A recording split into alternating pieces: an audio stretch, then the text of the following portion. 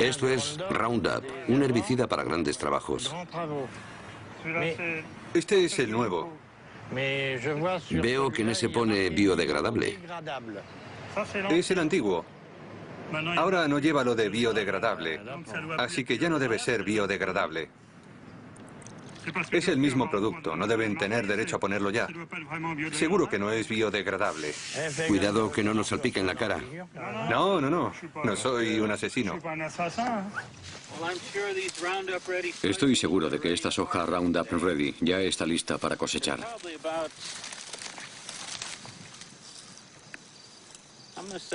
Probablemente tiene, yo diría que un 11% de humedad, así que está perfecta para la cosecha. La primera vez que oí hablar de la soja Roundup Ready fue hace 8 años en una revista agrícola. Me pareció una innovación muy interesante. La soja contiene una proteína que ha sido introducida en la planta mediante manipulación genética que la hace resistente al Roundup. El Roundup se pulveriza sobre las plantas. Las ventajas son evidentes. Si busca en mis campos, no encontrará malas hierbas. Siga las instrucciones de empleo. Roundup no implica riesgo alguno para los seres humanos, animales domésticos y su medio ambiente. Marca registrada de Monsanto. Fabricado en Bélgica. Si ves caracoles, no los rocíes porque entonces no se podrán comer. Y ten cuidado con las fresas. Animo a todos los agricultores europeos a conocer la tecnología Roundup Ready. Francamente es muy buena para el medio ambiente. Es un sistema sostenible, así que pruébenlo.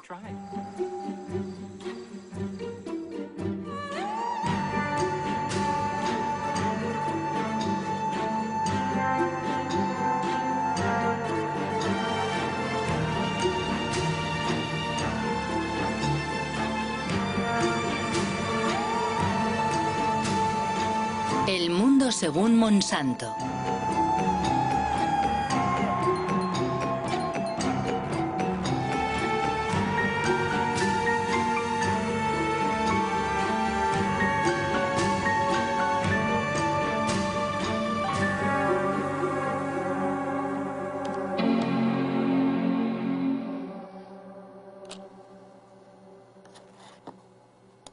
Monsanto.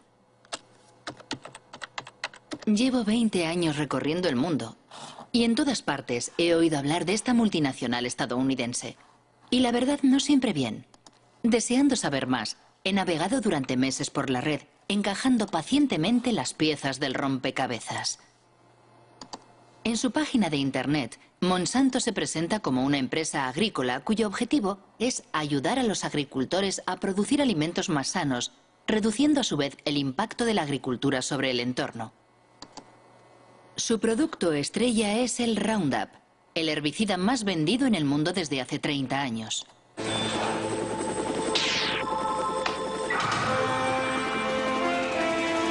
Una aplicación y se acabaron las malas hierbas. Roundup. Monsanto es igualmente líder mundial en biotecnología. El 90% de los OMG, organismos modificados genéticamente o transgénicos, cultivados en el planeta son suyos. La gran mayoría fueron manipulados genéticamente para que fueran resistentes a las emisiones de Roundup, como por ejemplo la soja Roundup Ready, literalmente lista para el Roundup.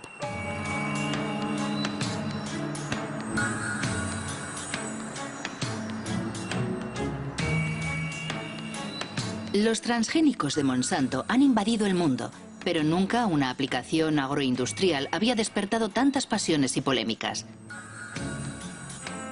¿Por qué? ¿Cuáles son los riesgos de los OMG? ¿Y puede el pasado de la empresa aclarar lo que realmente es o pretende ser en la actualidad? Fundada en 1901 en San Luis, en el estado de Missouri, Monsanto no ha sido siempre una empresa agrícola. Fue en primer lugar una de las mayores empresas químicas del siglo XX. La química trabaja para usted, al igual que Monsanto trabaja para usted. Monsanto. La química creativa hace maravillas para usted. Las maravillas cantadas por la publicidad han hecho de Monsanto una de las empresas más polémicas de la era industrial. Agente naranja, aspartamo, Hormonas del crecimiento bovino. PCB. Los PCB, aceites químicos utilizados como aislantes en los transformadores eléctricos, fueron la estrella de la compañía durante casi 50 años. Se comercializaron como Aroclor en Estados Unidos, Pyralene en Francia, Oclofen en Alemania, hasta el momento en que fueron prohibidos a comienzos de los años 80. Monsanto, PCB.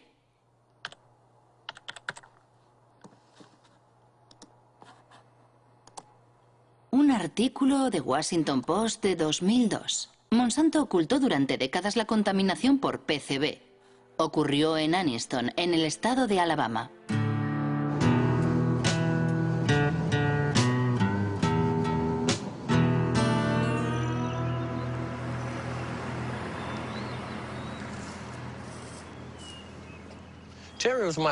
Terry era mi hermano pequeño. Murió en 1971 de un tumor cerebral, cáncer de pulmón y una enfermedad coronaria. Tenía 16 años. En los últimos 3 años he perdido a la mayor parte de mis amigos.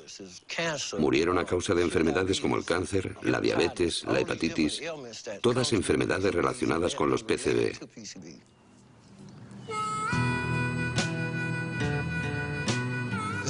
Es el camino de Monsanto.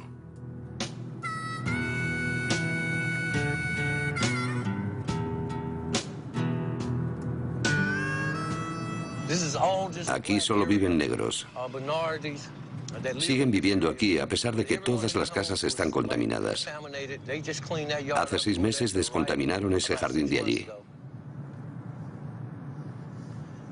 Antes había casas aquí, la gente vivía en ellas, pero todos se tuvieron que mudar y las casas fueron demolidas.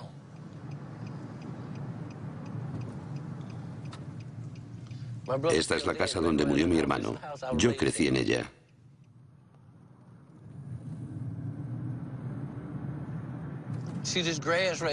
¿Veis aquel talud?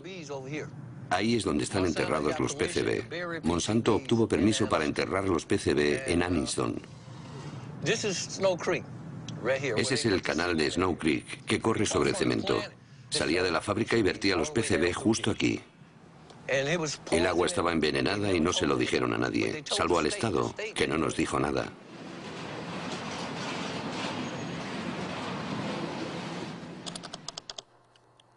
PCB, Monsanto sabía. ¿Pero qué sabía exactamente? Una organización de defensa del medio ambiente de Washington, dirigida por el ecologista Ken Cook, ha hecho públicos los archivos internos de la firma. La mayoría están clasificados como confidencial. Destruir después de leer. Un documento de 1937. La exposición a los PCB provoca efectos tóxicos en todo el organismo y erupciones cutáneas de tipo acné. 1961. Tras la ruptura de una tubería en una fábrica que usaba PCB, 2 obreros desarrollan síntomas de hepatitis. 1966. Científicos sueltan peces en el canal de Snow Creek. Todos mueren al cabo de 3 minutos y medio. Contaminación. Carta dirigida al responsable de ventas en 1970. Este documento resume toda la historia. Dice lo siguiente: no podemos permitirnos perder un solo $1 en ventas. Ocultaron el hecho de que estaban envenenando a sus vecinos de Anniston, porque no querían perder ni $1. Solo cuando los abogados de los vecinos de Anniston recurrieron a la justicia, Monsanto se vio obligado a divulgar estos documentos confidenciales. Así descubrimos lo que ellos sabían desde hacía mucho tiempo. Sabían la verdad desde el principio. Mintieron. Ocultaron la verdad a sus vecinos, a las autoridades gubernamentales. Y cuando finalmente informaron a las autoridades, estas, en lugar de ponerse del lado de los envenenados, protegieron a la compañía. Apoyaron a Monsanto. Es escandaloso, absolutamente imperdonable.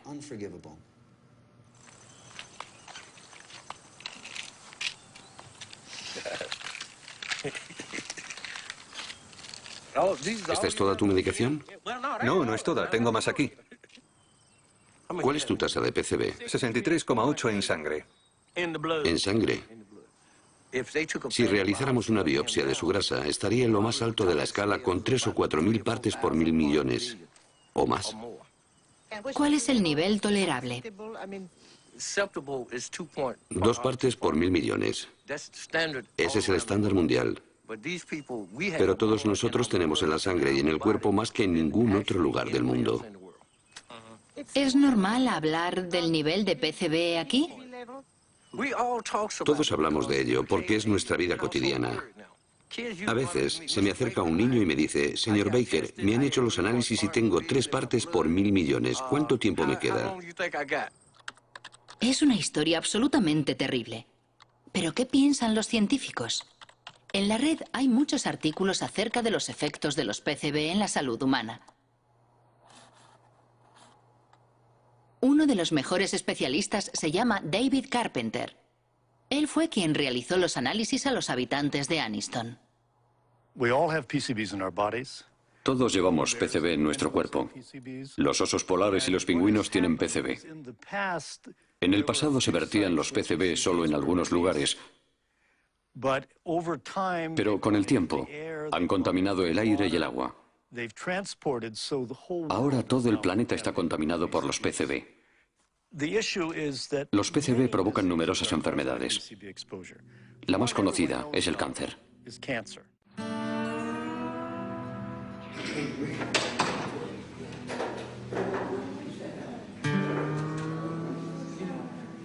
Mis análisis dicen que tengo 202 partes por 1.000 millones en mi sistema.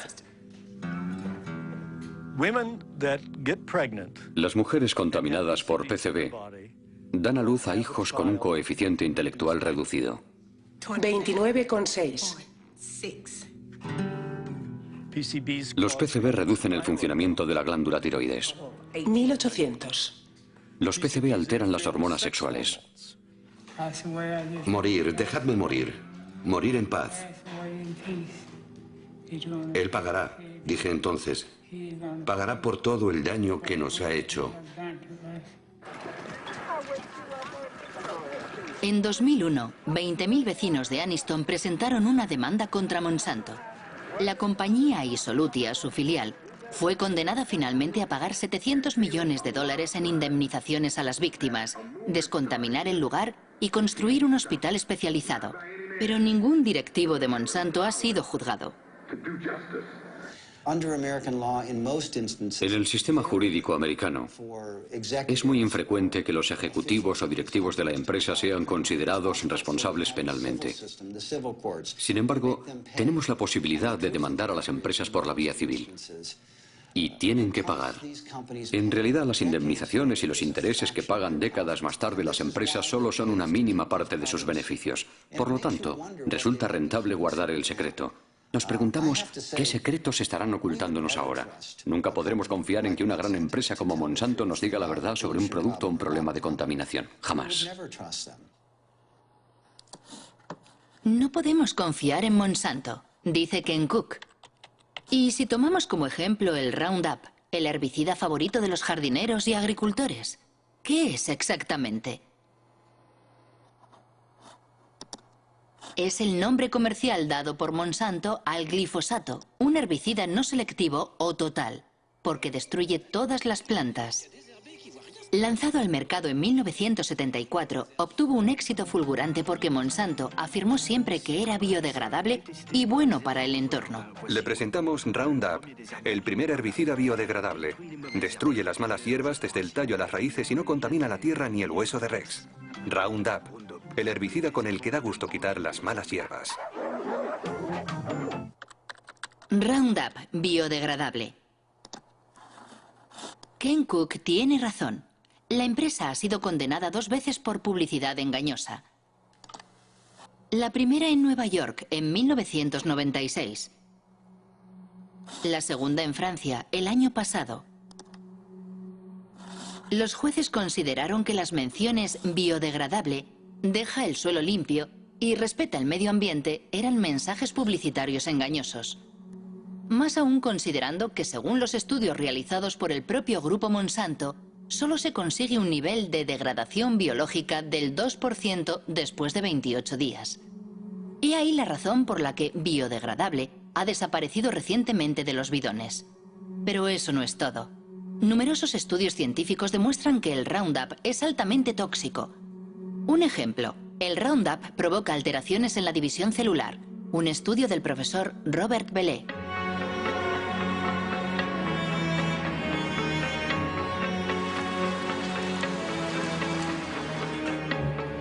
El profesor Bellet trabaja para el CNRS y el Instituto Pierre y Marie Curie.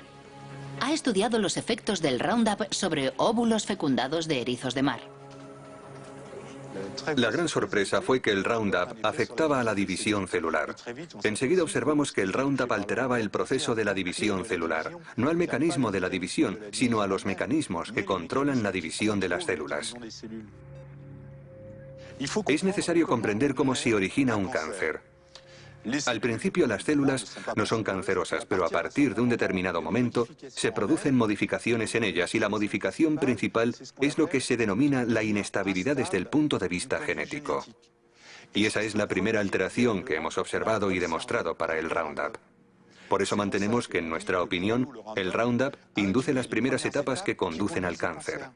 Y tenemos cuidado de no decir inductor del cáncer, porque el cáncer lo veremos dentro de 30 o 40 años. Inmediatamente cuando obtuvimos esos resultados, nos dimos cuenta de la importancia que podía tener para la gente que lo usa, porque las dosis con que trabajamos son muy inferiores a aquellas que utiliza la gente. Y pensamos, rápido, es necesario alertar lo antes posible y de la mejor forma posible a la opinión pública.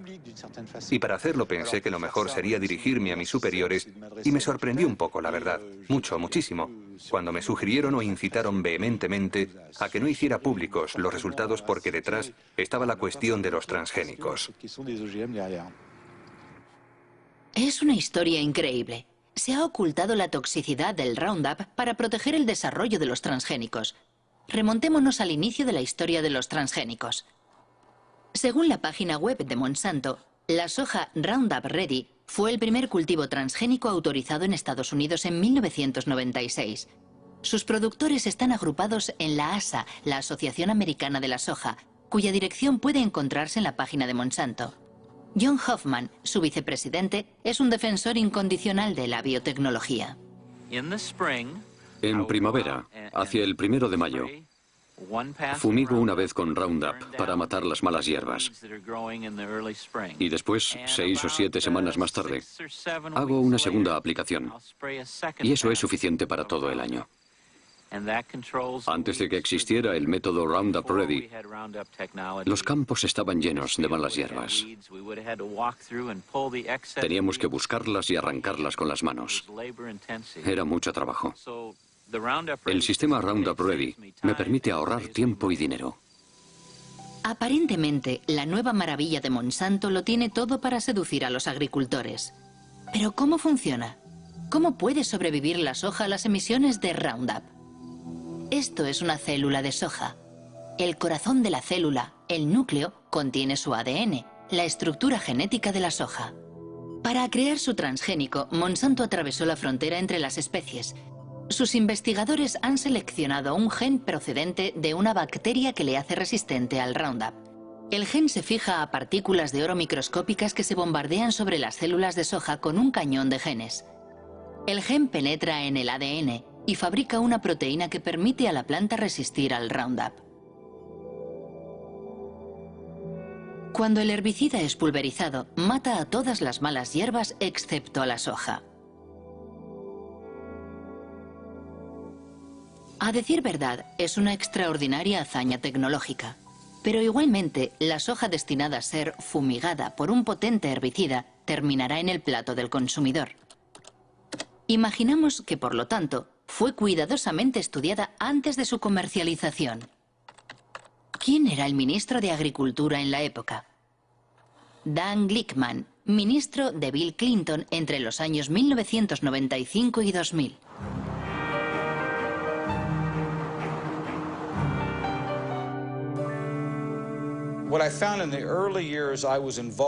Al inicio de mi mandato, Existía un amplio consenso agroalimentario en el seno del gobierno de Estados Unidos. Quien no bajara la cabeza ante el desarrollo rápido de la biotecnología y de los cultivos transgénicos era considerado como alguien contrario a la ciencia y al progreso.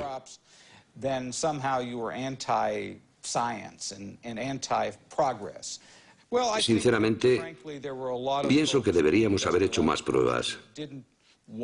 Pero las empresas agroindustriales no querían porque habían hecho inversiones enormes para desarrollar esos productos. Y como responsable del organismo regulador de la agricultura, sufrí muchas presiones para que, digámoslo así, no fuera demasiado exigente. La única vez que me atreví a hablar durante el mandato de Clinton, recibí un buen tirón de orejas, no solo por parte de la industria, también por la gente del gobierno. De hecho, pronuncié un discurso en el que decía que era necesario estudiar con mayor rigor la regulación de los transgénicos. Y había personas dentro del gobierno Clinton, sobre todo en el área de comercio exterior, que se enfadaron conmigo. Me dijeron, ¿cómo puedes, tú que trabajas en agricultura, poner en duda nuestro sistema de regulación? Hasta aquí todo está claro. En Estados Unidos, el ministro de Agricultura no da la talla ante los intereses de las multinacionales. Pero, ¿cómo están regulados los transgénicos en Estados Unidos? El texto más importante ha sido publicado por la FDA, la Food and Drug Administration, la agencia encargada de la seguridad de los productos alimentarios y de los medicamentos. Título: Alimentos derivados de nuevas variedades de plantas. Fecha: 29 de mayo de 1992. Principio 1. Los alimentos obtenidos por modificación genética están sometidos a la misma regulación que los obtenidos mediante el cruce tradicional de plantas. Resumiendo, la FDA decidió no crear una categoría especial para los transgénicos. Para más preguntas, dirigirse a James Mariansky, quien entonces dirigía el Departamento de Biotecnología.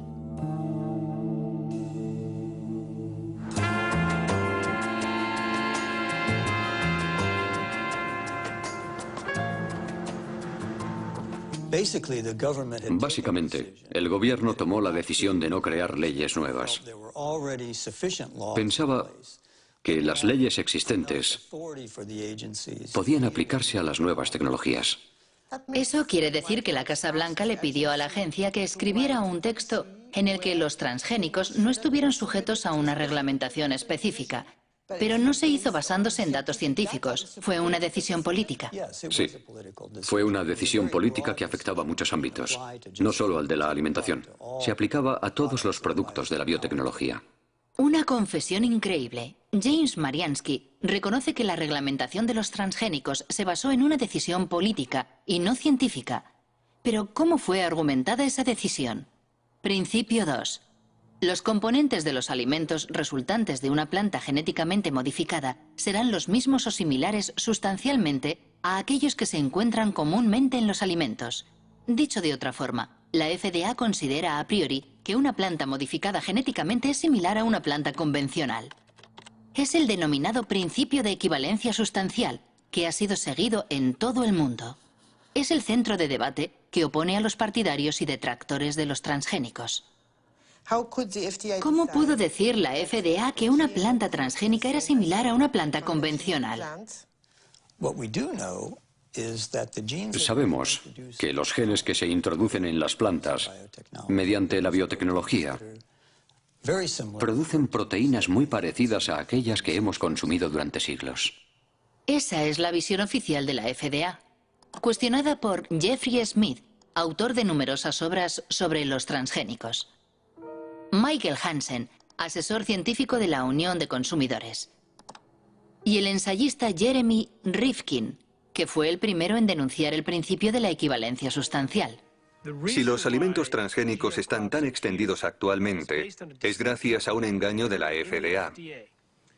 Ellos afirman que estos alimentos no son diferentes. Utilizan la expresión equivalencia sustancial o no considerablemente diferentes, lo cual traducen como generalmente reconocido como seguro o GRAS. Normalmente, para que algo sea considerado GRAS, es necesario que se apoyen numerosos estudios y que existe un amplio consenso en el seno de la comunidad científica. Con los alimentos transgénicos no ha existido ni lo uno ni lo otro. La FDA decía, si se introduce un gen en una planta, ese gen es ADN. Dado que consumimos el ADN desde hace mucho tiempo, podemos por lo tanto concluir que esa planta es GRAS. Nuestro punto de vista era que los genes debían ser considerados aditivos alimentarios. Actualmente, cuando queremos agregar a un alimento una gota microscópica de un nuevo colorante, un conservante o un producto químico, se le considera un aditivo alimentario y, por consiguiente, debemos hacer toda clase de pruebas para demostrar que existe la certeza razonable de que no será nocivo. Por el contrario, si manipulamos genéticamente una planta, lo cual puede dar lugar a innumerables diferencias en el alimento, nadie pregunta nada.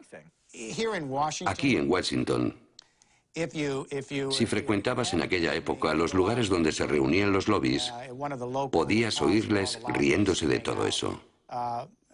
Todo el mundo sabía que el principio de equivalencia sustancial era un absurdo. Solo era una forma para todas esas sociedades, y particularmente para Monsanto, de sacar sus productos al mercado rápidamente con la menor injerencia gubernamental posible. Debo decir que defendieron muy bien sus intereses. Recuerdo una reunión en la que los científicos de Monsanto se encontraron con los científicos de la FDA. Hablaban de las modificaciones que provocaban sus trabajos y le preguntaban al FDA cómo iba a regular esos productos. Jamás he visto una sociedad con una influencia tan determinante y a un nivel tan alto sobre las autoridades gubernamentales a cargo de la reglamentación como Monsanto con sus alimentos transgénicos. Existe un documento excepcional en el que se puede ver a George Bush, padre, visitando los laboratorios de Monsanto. Tuvo lugar 9 años antes de la comercialización de la soja Roundup Ready. Me gustaría enseñarle algunos de los pasos que hemos de dar para llevar un gen de un organismo a otro. En realidad, hará las mismas y pequeñas manipulaciones que realizamos en el laboratorio, donde seleccionamos el ADN, lo separamos y lo mezclamos en diferentes partes para unirlas. ¿Unirlas? Unirlas de nuevo. Esta probeta contiene ADN extraído de una bacteria. El ADN tiene el mismo aspecto sea de una planta o de un animal. ¿Qué es lo que estamos viendo? Ah, ya veo. ¿Para qué sirve esto? ¿Para conseguir una planta más fuerte o una planta resistente? En este caso, resistente al herbicida. Comprendo. Tenemos un herbicida fantástico. Este es el químico que...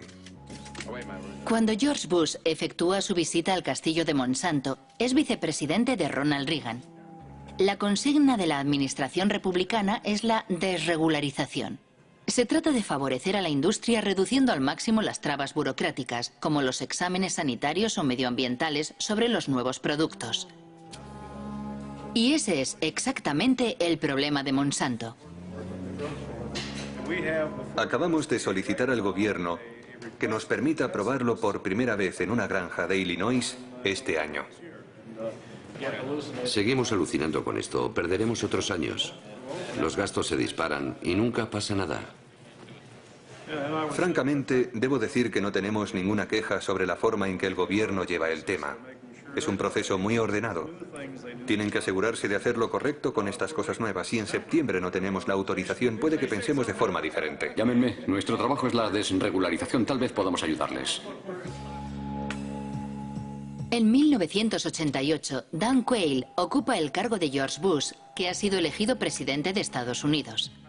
4 años después, el nuevo vicepresidente hace pública la política del gobierno estadounidense relativa a los transgénicos, conforme a los deseos de Monsanto. Damos este paso como parte de la iniciativa presidencial de eliminación de reglamentación, ahora en su segunda fase. Estados Unidos ya es el líder mundial en biotecnología y queremos que siga siéndolo. Solo en 1991 la industria de la biotecnología ha supuesto 4.000 millones de dólares. Esperamos que alcance los 50.000 millones de dólares en el año 2000. siempre que impidamos la proliferación de una regulación innecesaria. ¿Cree que fue una conspiración? La palabra conspiración es un poco fuerte, pero desde el punto de vista de la empresa, sin duda fue un asalto al poder. Enseguida, un tal Michael Taylor se convirtió en el administrador adjunto de la FDA, justo en el momento en el que se estaban redactando las normas de los alimentos transgénicos. ¿Quién es Michael Taylor? En Internet solo hay una imagen de ese hombre oscuro. Actualmente dirige la Fundación Recursos para el Futuro.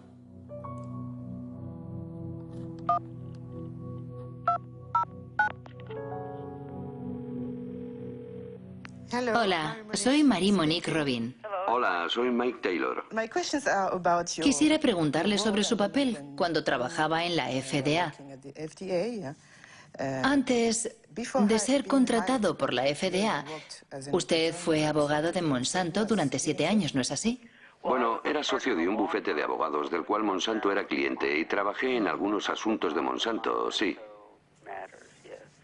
Ajá. Aparentemente, si lo que he leído es cierto, la FDA creó un cargo nuevo para usted, jefe de la Comisión de Reglamentación. Bueno, ¿Se trataba de una necesidad específica de la FDA en aquel momento debido a los nuevos transgénicos? yo no tuve nada que ver con los alimentos transgénicos, nada en absoluto. Yo no fui el creador de esa política, pero eso es, simplemente, eso es falso. Llegó a la FDA en julio de 1991. Hasta esa fecha había trabajado en el bufete de abogados King y Spalding. Entre sus clientes se contaba no solo Monsanto, también el IFBC, el Comité Internacional de los Alimentos y la Biotecnología. Escribió un documento para el IFBC explicando la manera en la que al Consejo le gustaría que se reglamentaran los alimentos transgénicos. Si comparamos la propuesta de Michael Taylor para el IFBC y el texto publicado por la FDA, son muy parecidos. Si él no es el autor del reglamento, entonces alguien cogió su documento y lo modificó levemente antes de publicarlo. El señor Taylor era entonces el comisario adjunto y fue él quien dirigió el proyecto. Él era el jefe, el autor del reglamento, el responsable de llevar el proyecto a buen término. Monsanto supo llevar perfectamente el juego político y legal.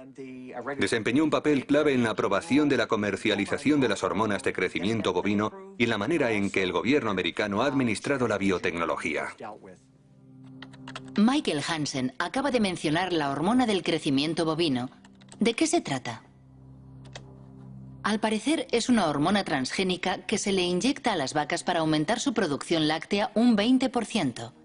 Lo mínimo que se puede decir es que no le gusta a todo el mundo. La hormona es una amenaza para nuestra salud.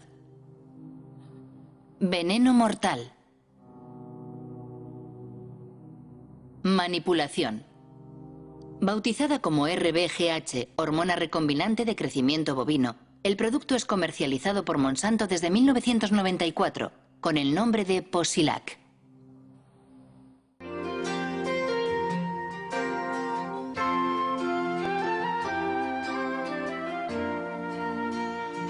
Posilac es el nuevo producto más seguro de la historia. Pronto comprobará los espectaculares resultados que Posilac le ofrece.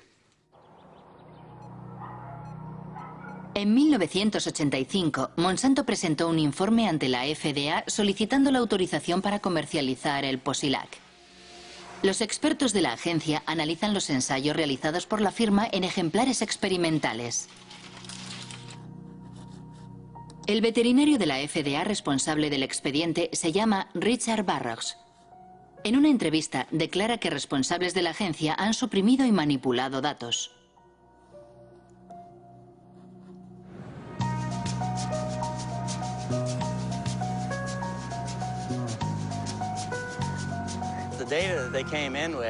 Los datos científicos que la empresa enviaba no tenían en cuenta las necesidades de los productores de leche. A saber, 2 cuestiones clave. Enfermedades como la mastitis, es decir, la infección de las ubres, y los problemas de reproducción. Cuando vi que faltaban aquellos datos, les dije, chicos, tenéis que recoger más información. Eso les retrasó de 2 a 3 años. ¿Informó a la FDA de sus preocupaciones? Poco a poco me fueron marginando. Mi jefe puso a sus colaboradores a cargo del expediente y yo tuve cada vez menos acceso a los datos, incluidas cosas que había pedido personalmente, como los estudios sobre la mastitis. Me convertí en un obstáculo, así que decidieron eliminarme y apartarme del trabajo. Hasta que finalmente me despidieron. Me acompañaron hasta la puerta y allí se terminó todo para mí. ¿Recibió amenazas? Sí, de los abogados de Monsanto. Cuando recurrí mi despido ante la justicia, ellos le dijeron a mi abogado que me denunciarían si revelaba secretos de la empresa para mi defensa. Finalmente, la FDA sería condenada a readmitir al veterinario demasiado concienzudo, quien, asqueado, terminaría renunciando. Pero eso no es todo.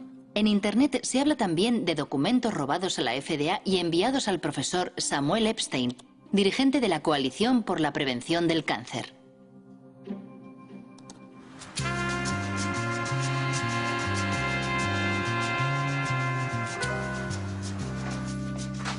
En 1990, el profesor Epstein publica un artículo en The Milkweed, una revista de referencia especializada en leche que dirige el periodista Pete Hardin.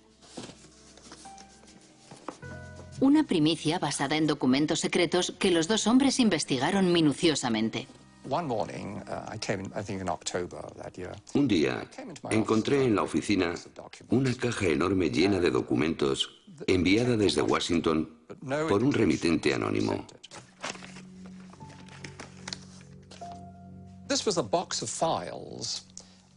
La caja contenía todos los datos de los estudios veterinarios que Monsanto había enviado a la FDA desde hacía 6 años. Una auténtica maravilla. La mayor parte de los documentos son originales, con la frase información interna y confidencial que no puede ser reproducida, revelada o enviada fuera de la empresa sin la debida autorización. Justo lo que un periodista de investigación desea publicar.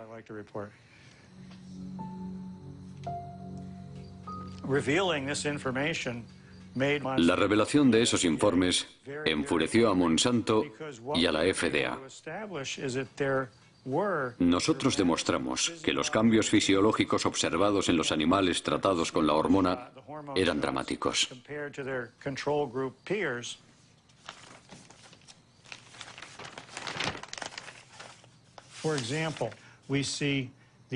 Por ejemplo, el ovario izquierdo de las vacas que habían recibido la hormona sintética es un 34% más grande. Hasta un 42 o un 44% según los grupos. Más aún, los informes demuestran que los animales tratados tienen graves problemas para reproducirse. Los datos son concluyentes. Nosotros proporcionamos los datos sin procesar y procesados, datos contrastados no por nosotros para su verificación. Las autoridades sanitarias que han analizado la somatotropina bovina han comprobado que no existe ningún riesgo para los consumidores. Para Monsanto, la hormona no solo no representa ningún problema, sino que solo conlleva beneficios para el consumidor. Como la composición química de la leche no es alterada por el Posilac, sus propiedades y su gusto no cambian.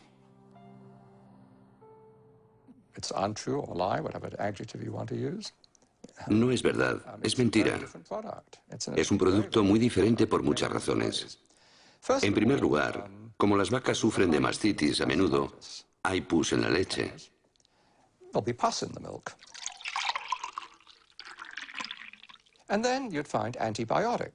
Además, debido al tratamiento de la mastitis, se encuentra una gran cantidad de antibióticos en la leche. Por último, se ha observado un aumento importante del llamado IGF-1, el factor insulina de crecimiento. Desde los años 80, unos 60 estudios han demostrado que existe una relación directa entre un nivel elevado de IGF-1 y el cáncer de mama, de colon y de próstata. Es una historia absolutamente asombrosa. ¿Hubo otros países que autorizaran la RBGH? Al parecer, la hormona fue prohibida en Europa y Canadá. En Canadá también. La Agencia de la Salud de Canadá suele calcar sus decisiones de la FDA. RBGH. Escándalo en Santé, Canadá. Monsanto acusado de intento de soborno. En octubre de 1998, 3 científicos de Santé, Canadá, declararon ante una comisión del Senado por oponerse a la comercialización de la hormona transgénica. El escándalo ha sido descubierto por el Dr. Shiv Chopra, un whistleblower, en inglés, alguien que da la voz de alarma.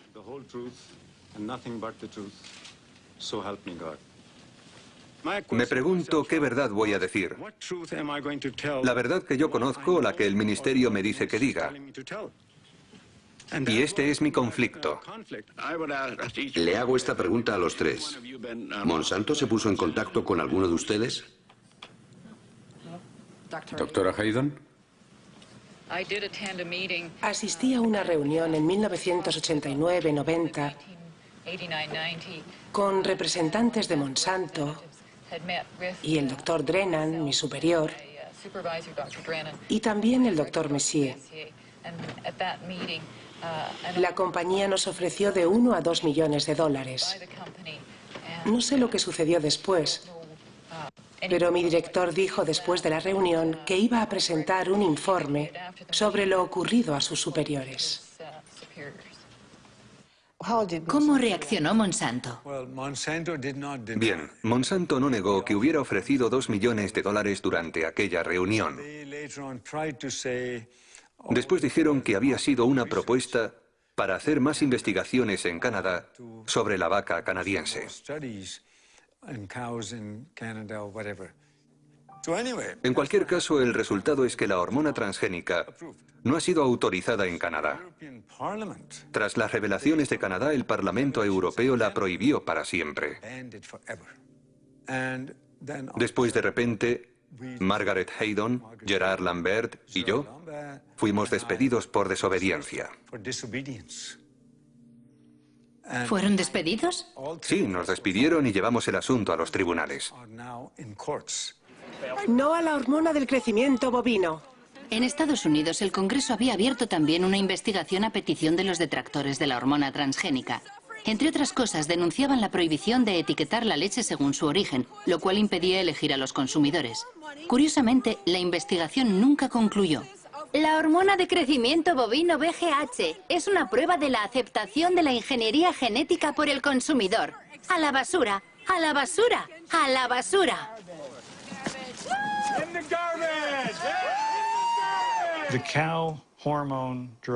La hormona del crecimiento bovino representa la primera aplicación de la biotecnología en la producción de alimentos. Y Monsanto es una multinacional muy poderosa con muchos contactos en las altas esferas del Estado. Para el gobierno federal, el desarrollo de la biotecnología supone una apuesta tan importante que prefiere ignorar estas cuestiones, digamos secundarias, que son la salud de las vacas o de los consumidores. La razón por la cual la FDA ha autorizado la comercialización del RBGH es que numerosos antiguos empleados de Monsanto ocupan puestos clave en la FDA. Entraron en la agencia para conseguir que ésta aprobara el producto. Es lo que llaman las puertas giratorias, con un efecto de doble hélice. ¿Puertas giratorias? Sí, las puertas giratorias. No solo en agricultura hay puertas giratorias. Las hay en muchos sectores. Donald Rumsfeld fue director general de Shell, una filial de Monsanto. El antiguo embajador estadounidense de Comercio Exterior, Mickey Cantor, fue consejero de administración de Monsanto. Clarence Thomas, juez de la Corte Suprema, trabajó para Monsanto. Monsanto, puertas giratorias, en francés las sillas musicales. Estado de la cuestión no exhaustivo en 1999. Linda Fisher pasa de la EPA a la Agencia de Protección Ambiental a Monsanto. Michael Friedman de la FDA a Monsanto. Marshall Hale y Josh King de la Casa Blanca a Monsanto. Margaret Miller de Monsanto a la FDA. William de Ruckelshaus de la EPA a Monsanto. Sin olvidar a Michael Taylor, que ha hecho varias veces el camino de ida y vuelta. Una vez terminada su misión en la FDA, ¿fue nombrado vicepresidente de Relaciones Públicas de Monsanto? Sí. ¿Para usted no existe el conflicto de intereses? No. No. Y de nuevo, las reglas son las reglas. Y yo jugué según las reglas. Considero que en términos de aceptación pública ha sido un error tras otro. Cuando intentas tener una estrategia para que el público comprenda y acepte una nueva tecnología, el hecho de que la primera aplicación esté relacionada con la leche, de la cual producimos más de la que necesitamos, ayuda a crear un clima de... Sospecha. Sospecha. Creo que la idea de que las compañías no estén obligadas en todos los casos de alimentación transgénica a contar con la autorización de la FDA, a diferencia de lo que ocurre en Europa, creo que eso, para la confianza del público, desde la perspectiva del consumidor, no es un sistema suficiente. Personalmente dije que el Congreso debía cambiar la ley. El Congreso debería crear un sistema de notificación obligatorio que asegure que todos los productos sean supervisados por la FDA y que la FDA certifique la seguridad de todos los productos.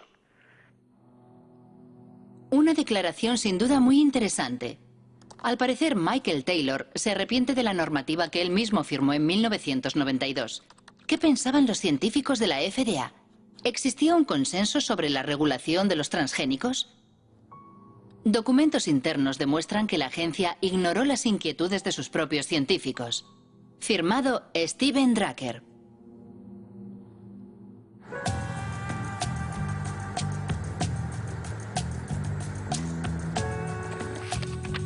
Steven Drucker es un abogado que trabaja para una coalición de organizaciones no gubernamentales.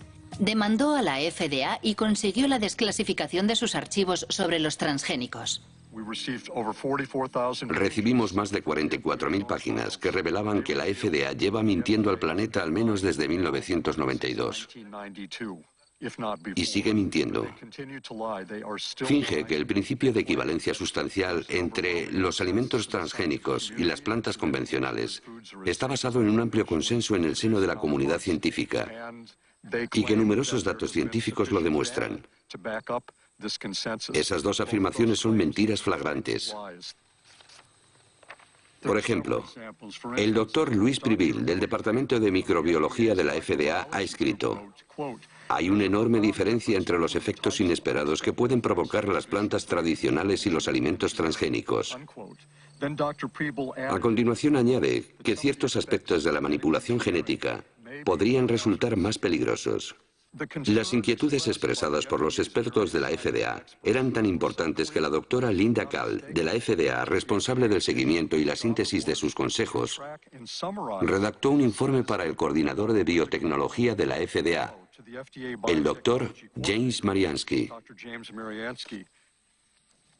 Según documentos internos de la FDA que se han hecho públicos, había muchos científicos de la FDA que no estaban de acuerdo con la normativa propuesta.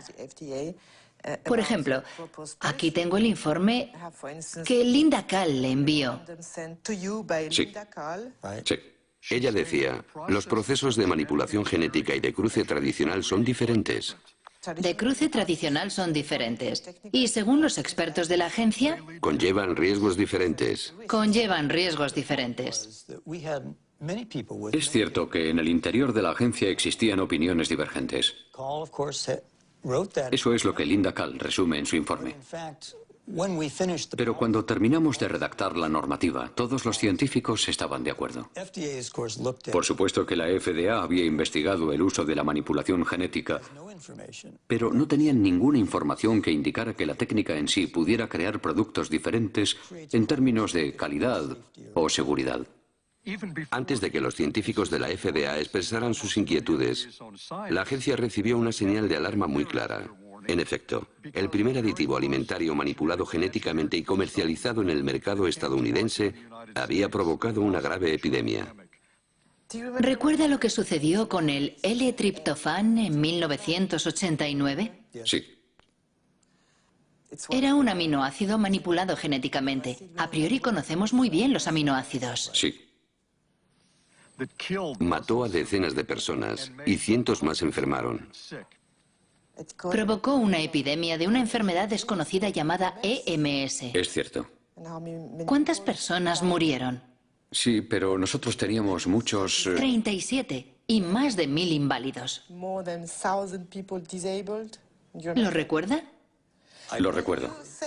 Según un documento de la FDA, usted dijo, no sabemos cuál es la causa del EMS, pero no podemos descartar la hipótesis de que se deba a la manipulación genética. ¿Dijo usted lo que acabo de leer? Sí. Increíble. James Mariansky no descartaba que la manipulación genética pudiera provocar efectos inesperados, pero no movió un dedo. ¿Hay científicos independientes que hayan trabajado sobre esta cuestión crucial para los consumidores? Arpad Pusztai, un renombrado científico, perdió su trabajo después de expresar sus inquietudes sobre los transgénicos. Ocurrió en 1998.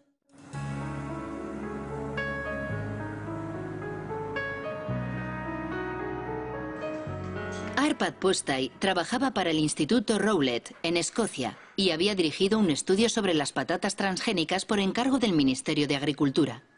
El presupuesto de más de 2 millones de euros movilizó a 30 investigadores durante 2 años para preparar la llegada de los transgénicos a Gran Bretaña. Todos estábamos entusiasmados. Yo estaba entusiasmado.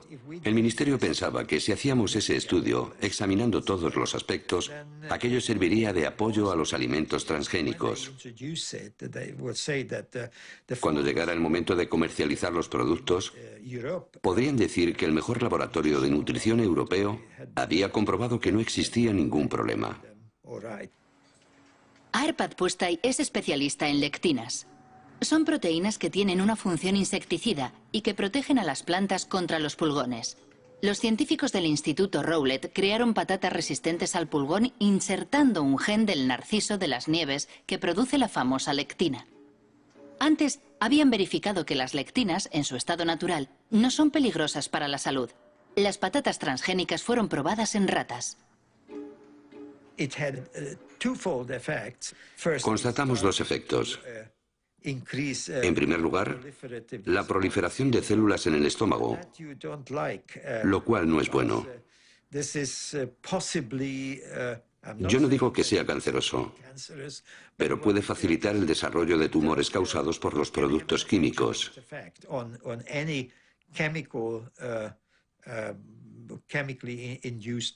Además, el sistema inmunitario del estómago estaba alterado. No sabemos si eso es bueno o malo, pero en cualquier caso, el organismo trataba a las patatas como cuerpos extraños.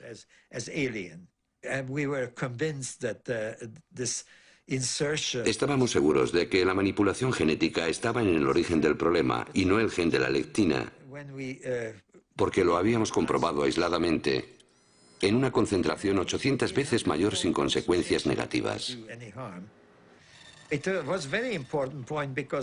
Era muy importante porque la FDA hablaba en la época de una tecnología neutra. Nosotros dijimos en público que el problema en sí no era el gen, sino la técnica de inserción. Cuando llegaron a Gran Bretaña los primeros cargamentos de soja norteamericana, la BBC entrevistó a Arpad Pusztai sobre la cuestión. Como científico que trabaja en este campo, considero que es muy injusto utilizar a nuestros conciudadanos como cobayas. Creo que jamás me perdonaron que dijera aquello. Monsanto comprendió rápidamente la importancia de nuestros resultados. Ya estaban al corriente antes de la emisión de la entrevista, porque el Instituto de Investigación Agrícola recibía mucho dinero de Monsanto. Comprendieron rápidamente las consecuencias de nuestro estudio. A la mañana siguiente de la emisión de la entrevista, Arpad Pusztai es despedido y su equipo de investigación disuelto. El profesor Stanley Ewen, un renombrado histólogo, era el encargado de estudiar el impacto de las patatas transgénicas en los órganos de las ratas. Desde aquel incidente no se hace ninguna ilusión sobre la independencia de la ciencia. Yo estaba extraordinariamente enfadado y muy alterado. Era como si el suelo hubiera desaparecido bajo mis pies. ¿Qué era lo que había pasado? También desacreditaron a Stanley. No solo a Arpad y a mí. Stanley fue jubilado y desacreditado en la universidad. ¿Es verdad? Sí. Sí. Fue muy duro. El lunes nuestro trabajo era formidable. El martes merecía estar en la basura. Yo tenía una ligera idea de lo que había podido ocurrir, pero no pude confirmarlo hasta hace algo menos de 8 años. Estaba en una cena, y en la mesa, a mi lado, había alguien del Instituto Rowett llamado Dataroi. En cierto momento le dije, es horrible lo que le pasó a Arpad, ¿verdad? Y él me respondió, sí, pero ¿no sabías que Downing Street llamó 2 veces al director? Entonces comprendí que había algo supranacional en todo este asunto. El despacho de Tony Blair había recibido presiones para detener nuestro trabajo porque los norteamericanos pensaban que podría crearle problemas a su industria biotecnológica. El caso de Arpad Pusztai provocó un rechazo masivo a los alimentos transgénicos en Gran Bretaña, apoyado por Greenpeace. Hasta tal punto que un año después, Robert Shapiro, presidente de Monsanto, aceptó participar en una teleconferencia organizada por la Asociación Ecologista. Es el único documento filmado que existe del antiguo presidente que había inclinado la compañía al área de la biotecnología lanzando un nuevo lema: alimento, salud y esperanza. Monsanto hizo grandes esfuerzos para imponer sus productos en todos los ámbitos con el apoyo pleno de las multinacionales fabricantes de alimentación, distribuidores, empresas de comunicación, agencias estatales e incluso gobiernos. No se comportan como una empresa que ofrece vida y esperanza, sino como matones que intentan imponer sus productos. Sí, soy un matón, pero me parece que no soy un matón con éxito. Me gustaría empezar señalando que la biotecnología es una herramienta. La biotecnología en sí misma no es ni buena ni mala. Puede usarse bien o muy mal. Los productos que están en el mercado han sido comprobados por los órganos de vigilancia que la sociedad ha establecido con el fin de asegurar no solo su seguridad, también la seguridad medioambiental de esos productos.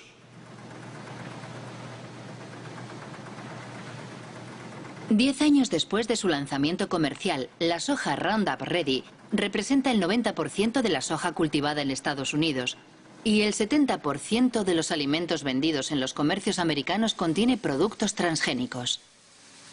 A diferencia de lo que ocurre en Europa, los consumidores no pueden elegir porque está prohibido etiquetarlos como transgénicos. Una consecuencia directa del principio de equivalencia sustancial. Tengo un grano de soja en la mano y lo puedo comer con toda confianza. Es muy seguro. Creo que la FDA confía en que esta soja es tan segura como las demás variedades. ¿Cómo puede estar tan segura la agencia? Se basa en los datos que la empresa proporcionó a la FDA y que han sido evaluados por los científicos de la agencia. A ninguna empresa le interesa realizar un estudio para, a continuación, ocultar los resultados. ¿Cómo puede estar tan seguro James Mariansky? Si tecleamos Monsanto falsificó estudios científicos, obtenemos 174.000 respuestas. Entre ellas un informe de la EPA, la Agencia de Protección Ambiental de Estados Unidos. Monsanto habría falsificado investigaciones sobre los efectos cancerígenos de la dioxina.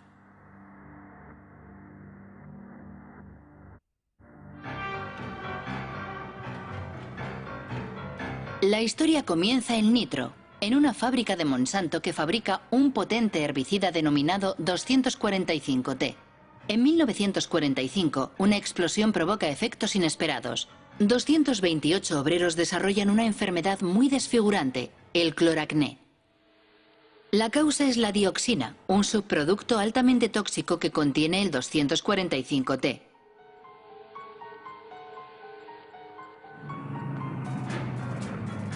El 245T era el componente principal del agente naranja, el defoliante empleado por el ejército americano en la guerra de Vietnam. En los años 60, 40 millones de litros de agente naranja fueron arrojados en el sur del país, es decir, 400 kilogramos de dioxina pura. 3 millones de personas fueron contaminadas, entre ellas miles de soldados americanos. 40 años después de la guerra, la dioxina continúa causando víctimas. Se dice que actualmente el veneno provoca cáncer y graves alteraciones genéticas.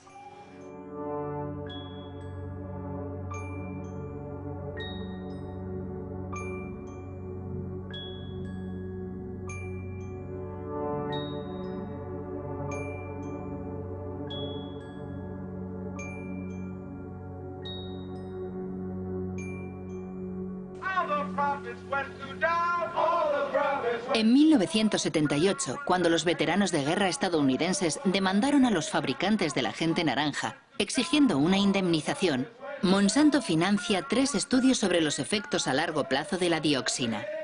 La compañía pagó a científicos para que compararan el estado de salud de los trabajadores afectados 30 años antes en el accidente de la fábrica de nitro, con el de los trabajadores no afectados.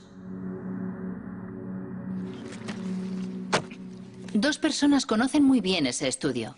William Sanjur, que dirigía el Departamento de Residuos Tóxicos de la Agencia de Protección Ambiental, y Gerson Smoger, el abogado defensor de los veteranos de la guerra de Vietnam. En 1990, la doctora Kate Jenkins, una de mis colegas en el EPA, elaboró un informe alegando que ciertos estudios realizados por Monsanto eran incorrectos. Si hubieran sido realizados correctamente, los resultados habrían sido los opuestos a los obtenidos por Monsanto. Sus estudios demostraban que la dioxina no es un agente cancerígeno para el hombre. Tenían los datos de las investigaciones y manipularon su interpretación para llegar a la conclusión que querían. Una investigación jamás se hace así, jamás. Pero así fue como consiguieron lo que querían. Más tarde descubrimos que había 5 personas con cáncer, que en uno de los estudios habían sido registradas como expuestas a la dioxina. En el otro estudio, esas mismas 5 personas eran presentadas como no expuestas.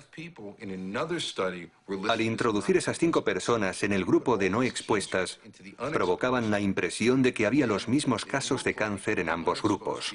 De esa forma llegaban a la conclusión de que no había ninguna diferencia.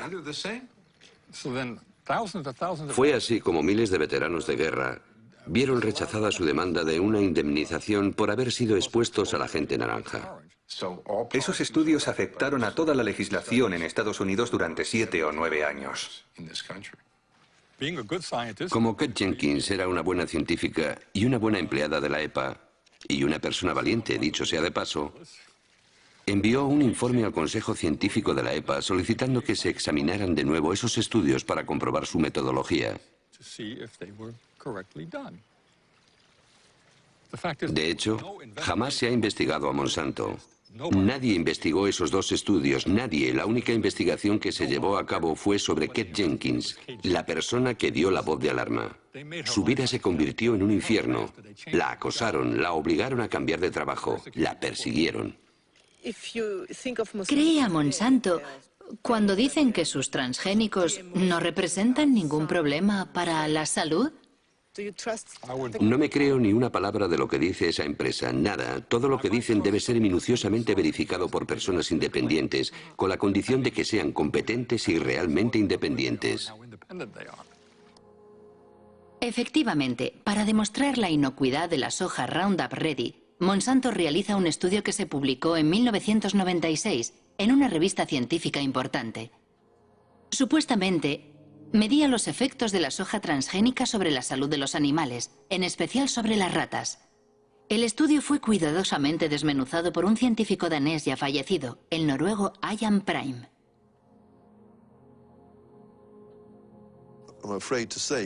Para mí, este estudio tiene muy poco valor.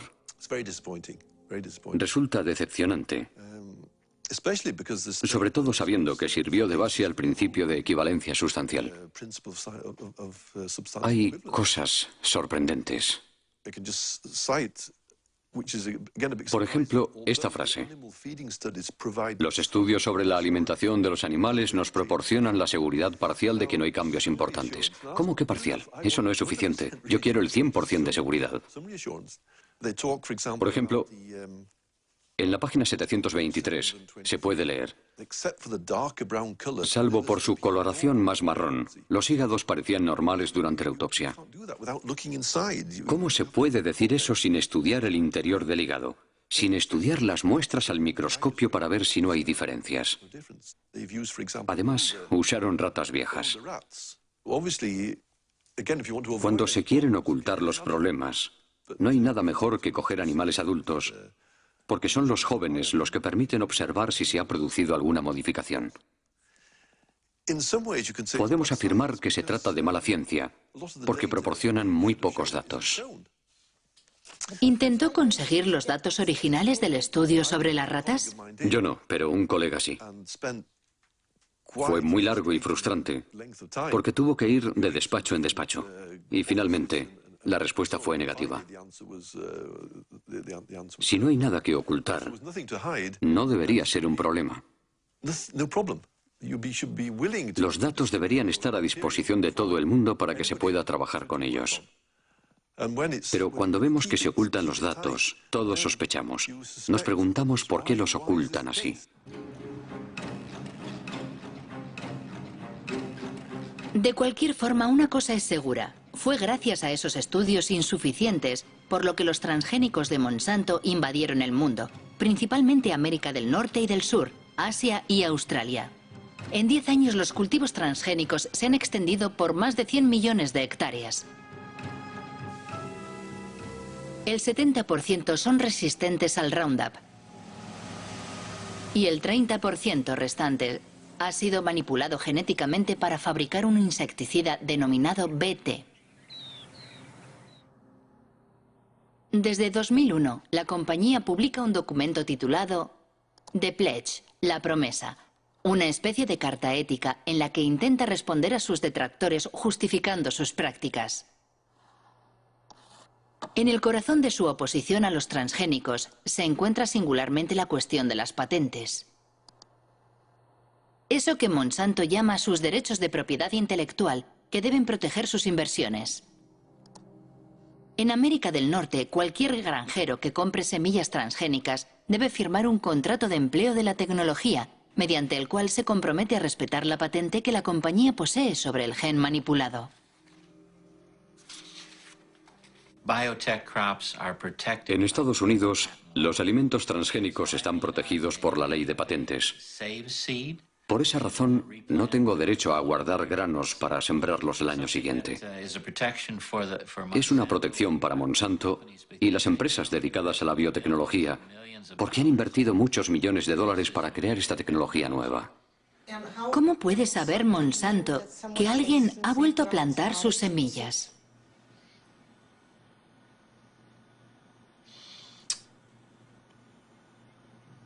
No sé responder a esa pregunta. ¿Cómo puede saber que alguien ha plantado de nuevo sus semillas? Es una buena pregunta para Monsanto. La pregunta es tan delicada que Monsanto prefiere ignorarla haciendo bellas promesas.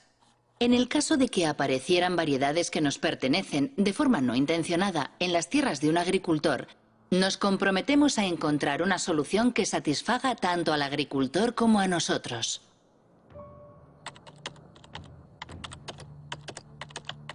Pero la realidad resulta mucho menos idílica.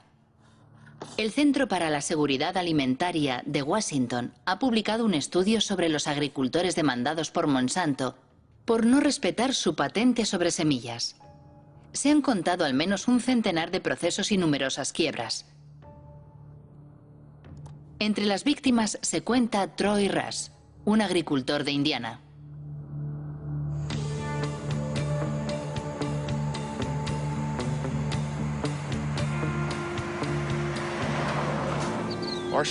Nuestra historia comienza en 1999. Un caballero, y no es el término más apropiado, se presentó en la granja de mis padres.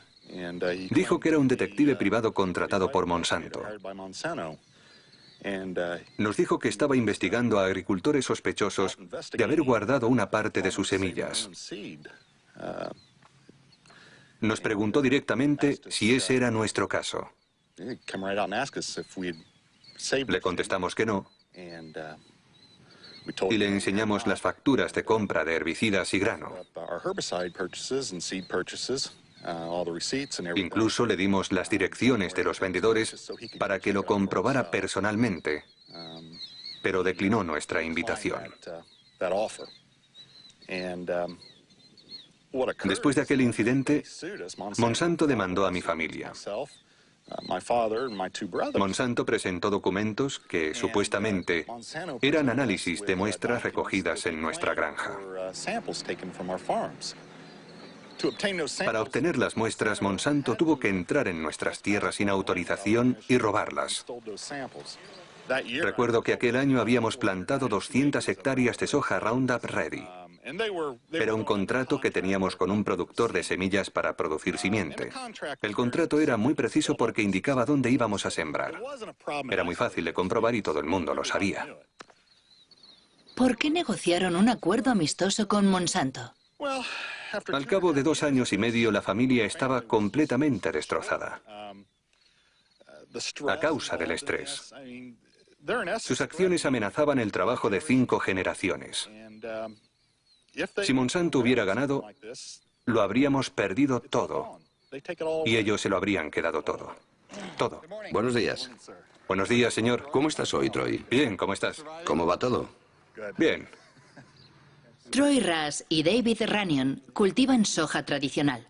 Los dos han sido víctimas de lo que en Estados Unidos llaman la policía de los genes. Creada por Monsanto para imponer su ley en los campos, la policía de los genes siembra el terror en el campo norteamericano, donde se denuncian los métodos totalitarios de un mundo dominado por los transgénicos.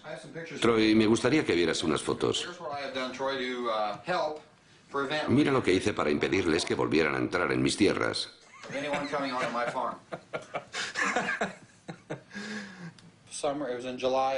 Era el mes de julio de 2003. Llegaron a mi casa sobre las 19 horas. ¿Quiénes fueron? Los empleados de Monsanto.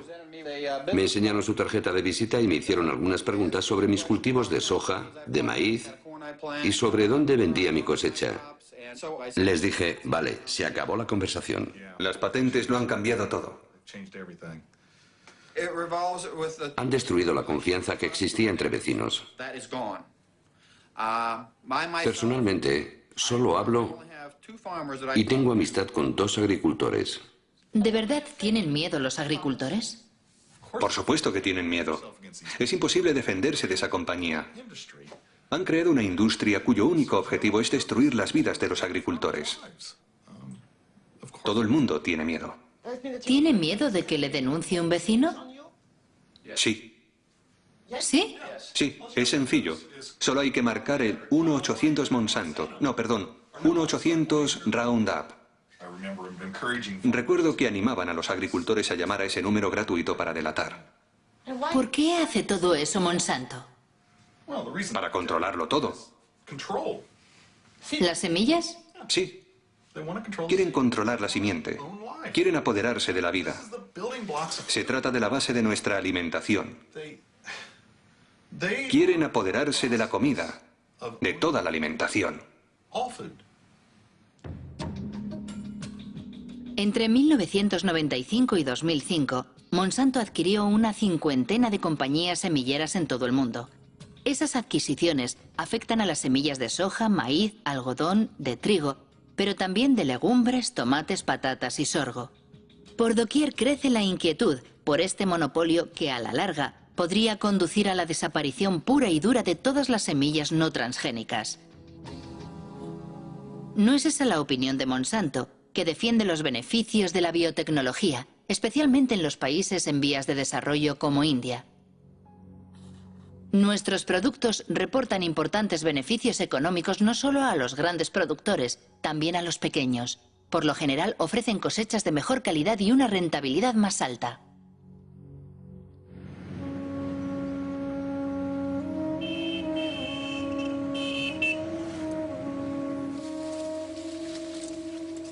India es el tercer productor mundial de algodón. En 1999, Monsanto compró Maiko, la primera empresa productora de semillas del país. 2 años más tarde, el gobierno indio autorizó los cultivos BT, denominados Bollgard, que fueron manipulados para fabricar un insecticida que supuestamente repele los ataques del gusano americano, un parásito del algodón. Día y noche, las 24 horas todos los días. Bollgard te protege. Este es el poder de Bollgard. Menos herbicida, más beneficios. Semillas de algodón Bollgard. El poder para vencer a los insectos. Desde el año 2001, Kiran Sakari y Abdul Gaim estudian día a día los cultivos del algodón transgénico entre los pequeños agricultores del distrito de Warangal. Cada año, estos 2 ingenieros agrónomos publican un informe comparando el rendimiento y los costes de producción del algodón BT con el del algodón convencional. En 2006, la cosecha fue arrasada por una enfermedad que afecta a los cultivos transgénicos. Las plantas de este campo de algodón Bollgard están infectadas por la Rhizoctonia. El interior del tallo es fibroso, al contrario que en una planta sana. Es típico de esta enfermedad. Todos los agricultores dicen que nunca lo habían visto. En el estudio que realizamos en 2001, solo observamos la enfermedad en algunas plantas de algodón BT. Pero con el tiempo se ha extendido y ahora no solo la encontramos en los campos de algodón BT, también en los cultivos no transgénicos. Personalmente creo que existe una mala interacción entre la planta manipulada y el gen insertado. Eso provoca una mayor debilidad en la planta que ya no se resiste a la Rhizoctonia. He leído en la página web de Mahiko Monsanto que el algodón BT reduce supuestamente en un 79% el uso de pesticidas y aumenta el rendimiento en un 30%. Pero es un fracaso total. Invariablemente, al cabo de 70 o 90 días hay que tratar a las plantas contra el gusano americano, aunque sea algodón BT. ¿Cómo se explica que tantos agricultores compren semillas BT? Para los campesinos la oferta es muy reducida. Después de la última cosecha era muy difícil encontrar semillas en el mercado que no fueran BT.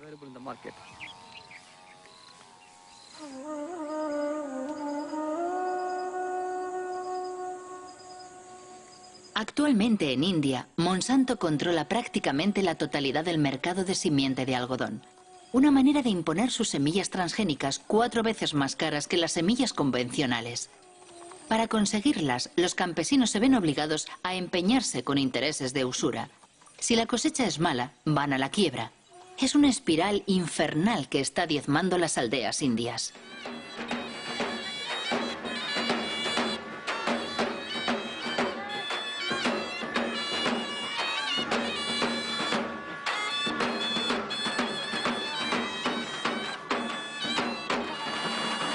¿Por qué razón se suicidó? La cosecha se ha perdido. ¿Algodón BT? Sí, algodón BT. ¿Hay alguna otra razón? Las deudas. ¿Qué edad tenía? 25 años. Se bebió 1 litro de pesticida.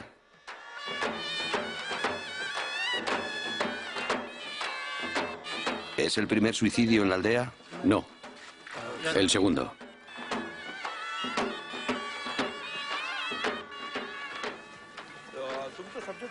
Funerales como el que acabamos de ver se repiten 3 veces al día en la región de Vidarbha, donde el algodón BT se introdujo en 2005. Es cierto que a pesar de no ser un fenómeno nuevo en la India, con la introducción de los transgénicos se ha incrementado notablemente. Pero pocos han denunciado este escándalo internacional que enfrenta en un combate desigual al fuerte con el débil.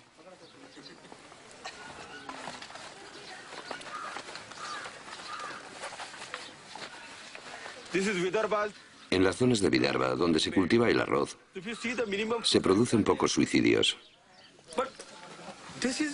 Esta es la zona donde se cultiva el algodón. El resultado del algodón BT es que el primer año hubo 600 suicidios entre junio de 2005 y junio de 2006. El segundo año, tan solo 6 meses después, ya llevamos 680 suicidios. Es un desastre. Sí, es un desastre completo. El problema reside en que los alimentos transgénicos hacen que los agricultores dependan completamente de las fuerzas del mercado. No solo tienen que pagar la simiente más cara, también tienen que comprar abonos. Además, el consumo de insecticidas no se reduce. Es mentira. Monsanto dice que los transgénicos son mejores para el pequeño agricultor. ¿Qué opina usted? Nuestra experiencia demuestra que eso es completamente falso. Es mentira.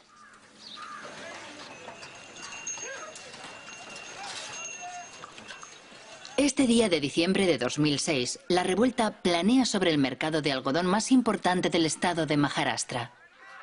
3 días después del rodaje de estas imágenes, estalló la revuelta y decenas de campesinos, entre ellos Kishore Tiwari, fueron detenidos. Nos ofrecen un precio muy bajo por nuestro algodón. Los campesinos están muy nerviosos. ¿A cuánto asciende tu deuda? ¿A cuánto asciende tu deuda? 52.000 rupias, 60.000 rupias, 50.000 rupias, 20.000 rupias, 50.000 rupias, 15.000 rupias. ¿Cuántos de vosotros no plantaréis algodón BT el próximo año? No quieren cultivar algodón BT.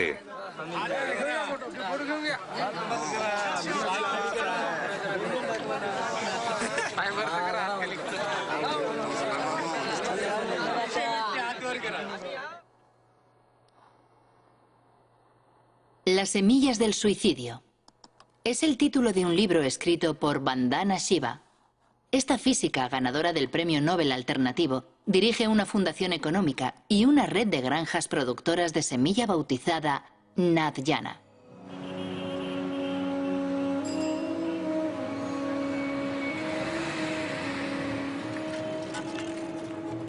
Vandana Shiva ya luchó contra la primera revolución verde, aquella de los años 60 que introdujo la agricultura industrial en la India. En la actualidad denuncia la que ella denomina Segunda Revolución Verde, la de los transgénicos de Monsanto protegidos por patentes. La diferencia entre las dos es que la primera Revolución Verde fue dirigida por el sector público y las agencias gubernamentales controlaban la investigación. La Segunda Revolución Verde está dirigida por Monsanto. La segunda diferencia es que la primera Revolución Verde tenía el objetivo oculto de vender más productos químicos, pero su motivación principal era producir más alimentos y alcanzar la seguridad alimentaria.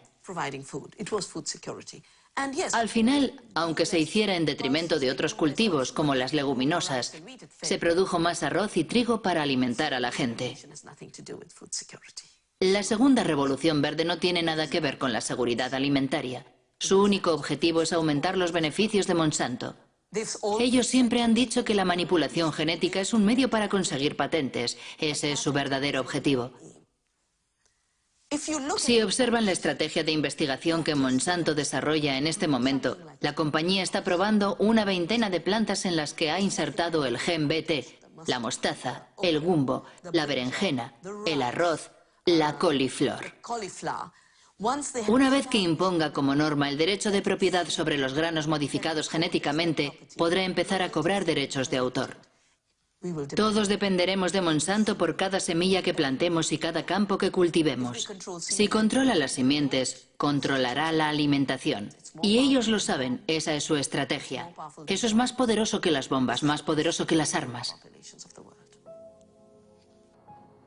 Monsanto responde a estas enérgicas acusaciones afirmando que nada de eso es cierto y esgrime los compromisos de su promesa: integridad, diálogo, transparencia, compartir. Queremos participar de forma constructiva en el proceso por el cual sociedades de todo el mundo intentan encontrar buenas respuestas a esas cuestiones. ¿Los productos serán seguros para el medio ambiente? ¿Cómo afectarán a la biodiversidad? ¿Cómo afectarán a otras plantas, insectos y pájaros? ¿Qué ocurre con el cruce de genes? ¿Qué ocurrirá si los genes invaden especies salvajes? Para mí todo eso significa, entre otras cosas, escuchar atenta y respetuosamente todos los puntos de vista. Como quien no quiere la cosa, Robert Shapiro acaba de hablar de un tema muy delicado que preocupa extraordinariamente a todos los detractores de los transgénicos: la contaminación transgénica. Monsanto prefiere hablar de presencia accidental como consecuencia del orden natural. Al parecer, los transgénicos ya han contaminado el maíz mexicano. Eso es lo que demuestra un estudio publicado por la revista científica Nature, firmado por el profesor Ignacio Chapela, de la Universidad de Berkeley. El artículo ha provocado una intensa polémica.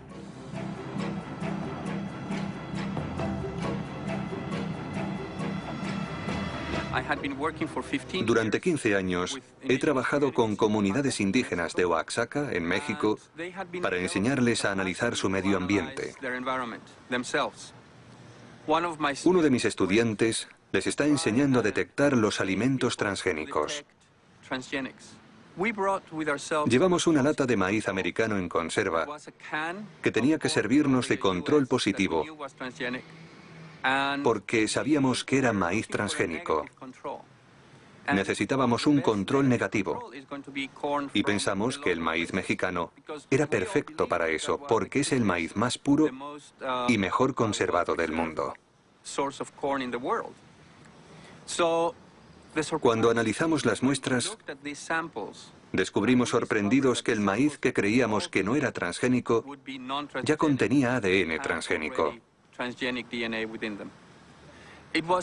Fue una gran sorpresa comprobar que las variedades tradicionales, preservadas y mantenidas localmente desde hacía 10.000 años, ya estaban contaminadas por transgénicos procedentes de Estados Unidos.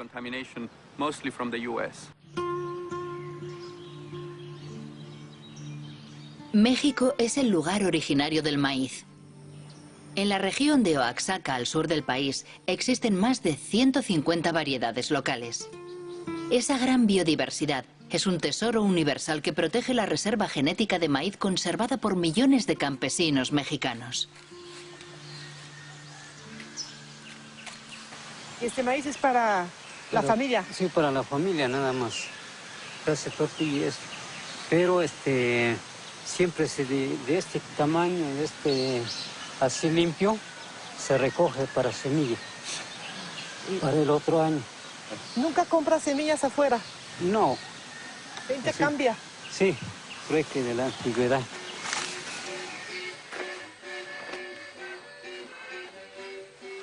Para proteger la diversidad de su maíz, México ha prohibido los cultivos transgénicos. Sin embargo, en el marco del Tratado de Libre Comercio firmado con Estados Unidos y Canadá, el país no puede impedir la importación masiva de maíz americano transgénico en un 40%. Destinado exclusivamente al consumo humano y animal, el maíz americano amenaza la producción local. Fuertemente subvencionado por la administración de Washington, el maíz industrial, como aquí se le llama, cuesta 2 veces menos que el maíz tradicional.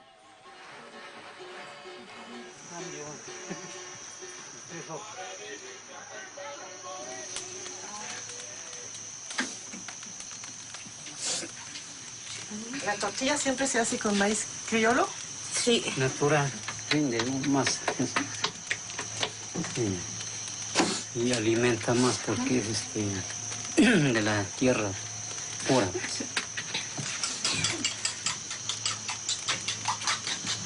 Este es el maíz morado. Antiguamente mis abuelitos sembraban esto. Ahorita se sigue conservando.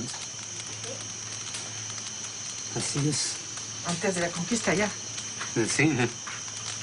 No, y ya viene la otra conquista. ¿Cuál es la otra conquista? Transgénico, pues. El transgénico. Para tumbar esto. Y desaparecer lo criollo para que reine el maíz hecho. Vamos a depender mucho de eso porque vamos a tener que poner fertilizante que ellos vendan, insecticida que ellos vendan. Todo lo que ellos tengan que vender, tenemos que comprarlo para que haya maíz, si no, no va a haber. Sin embargo, el criollo, sin ponerle abono, ni insecticida, ni nada, Por lo menos así está.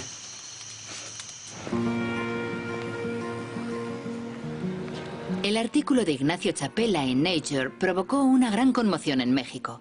El Instituto Nacional de Ecología confirmó la contaminación del maíz mexicano. Los genes Roundup Ready y BT se han encontrado en el maíz de 5 regiones del país. ¿Qué ocurrirá si el maíz transgénico se cruza con las variedades tradicionales? La doctora Elena Álvarez llevó a cabo la experiencia con una flor local. Introdujo el mismo gen en varios ejemplares de la planta y después observó su crecimiento. Nosotros hemos visto que aún 2 plantas idénticas genéticamente, es decir, tienen todo el genoma idéntico, todos los cromosomas son igualitos y tienen el mismo transgen, pero este transgen está localizado en diferentes sitios, ¿no? Y sin embargo, cuando vamos a analizar el fenotipo, es decir, la forma floral que tienen estas plantas, algunas de ellas son idénticas al tipo silvestre, es una flor normal con 4 pétalos, 4 sépalos que están abajo, y otras son flores aberrantes. Tiene pelos ectópicos, tiene pétalos también con formas raras, y algunas de estas flores pueden llegar a ser completamente monstruosas.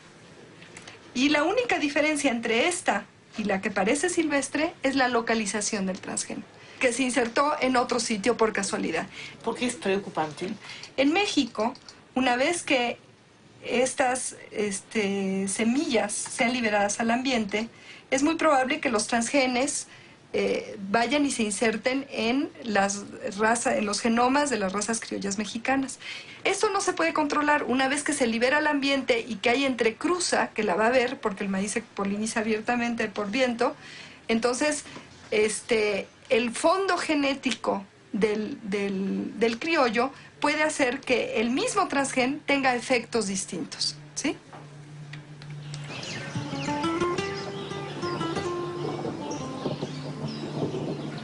Buenos días, los seguimos invitando para que podamos platicar con ustedes un momento en relación a las irregularidades que se están produciendo actualmente del maíz, sobre todo por la contaminación por transgénicos. Nosotros estamos muy preocupados. Aldo González dirige una organización indígena. Desde hace 2 años realiza una campaña informativa en las comunidades de Oaxaca. Los temores expresados por la doctora Elena Álvarez ya han sido verificados sobre el terreno. Yo voy a mostrarles ahora algunas imágenes de plantas de maíz que hemos encontrado aquí en la región de la Sierra Juárez y que nos gustaría saber si ustedes las han visto, ¿no? Opa, estas no son. Aquí en esta imagen, por ejemplo, podemos ver cosas raras. Esta planta pues tiene una rama por aquí y otra rama por acá. Las milpas normalmente no salen así. Digamos, sale una hoja y arriba sale un jilote, ¿no?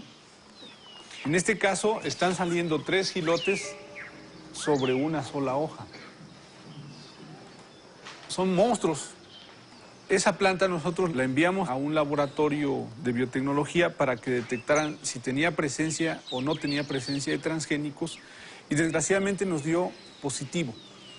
Miren, plantas como esta las hemos encontrado sobre todo en la calle, en algún jardín, porque seguramente alguien fue a comprar el maíz a la tienda y pues iba caminando y se le cayeron algunos maíces y esos maíces crecieron, ¿no? Y entonces de esa manera es como se puede producir la contaminación a las plantas nativas de maíz.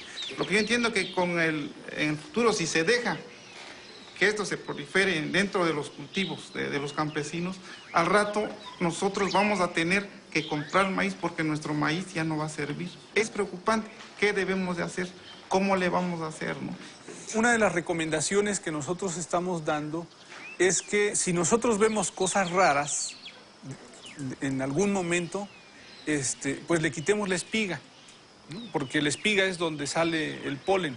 Entonces decimos aguas, ¿sí? Tenemos que ser más vigilantes con nuestras milpas. ¿No le parece que puede ser una estrategia de una compañía como Monsanto lo que no puede alcanzar a nivel legal, lo alcanzas a través de la contaminación? Y nosotros pensamos en un momento dado que la contaminación incluso puede ser hecha a propósito. Si el lugar de origen del maíz está contaminado, ¿qué importa si otro lugar del planeta se contamina? Entonces, ¿esto a quién beneficia? Solamente a las empresas transnacionales como Monsanto, ¿no? ¿Cómo reaccionó Monsanto a la publicación del artículo de Ignacio Chapela sobre la contaminación mexicana? Los golpes bajos de Monsanto y el despido del profesor de Berkeley, firmado por Jonathan Matthews, director del GM Watch, un servicio de información sobre los transgénicos con sede en el sur de Inglaterra.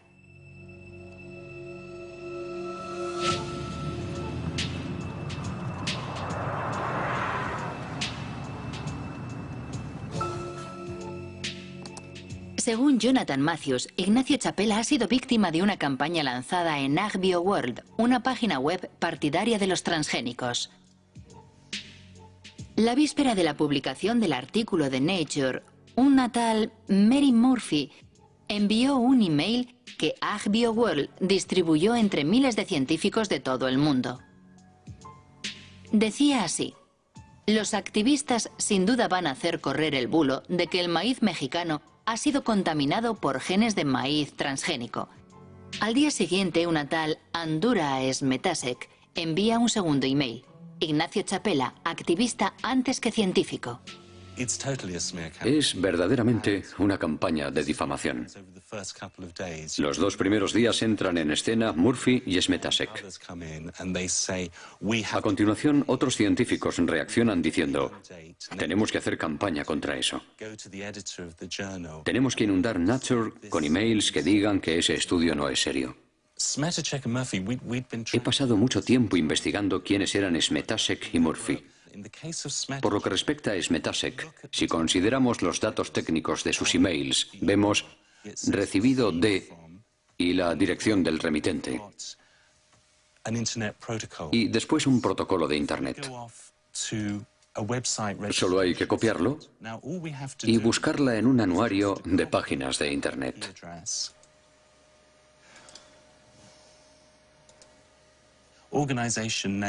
Y descubrimos que la propietaria es la compañía Monsanto de San Luis.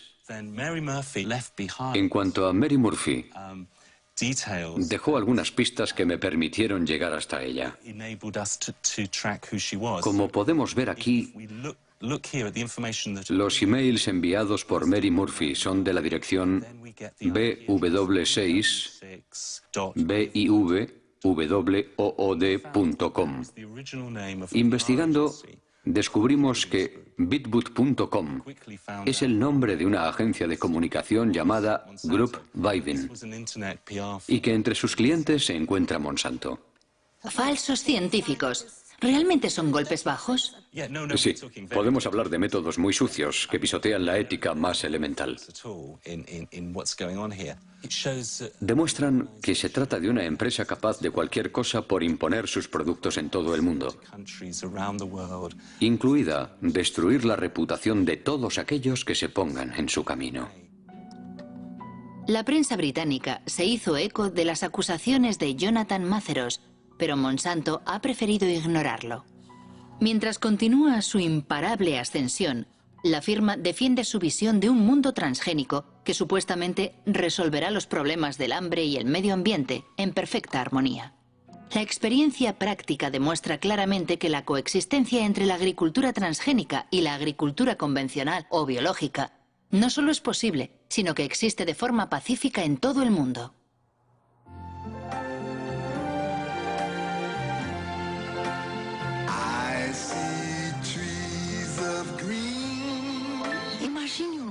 Imagine un mundo que proteja la naturaleza, la tierra, los ríos, donde la gente pueda producir maíz con menos productos químicos y sin matar los bosques.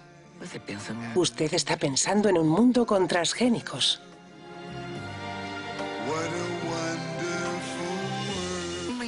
Una iniciativa de Monsanto con el apoyo de la Asociación Brasileña de Nutrición.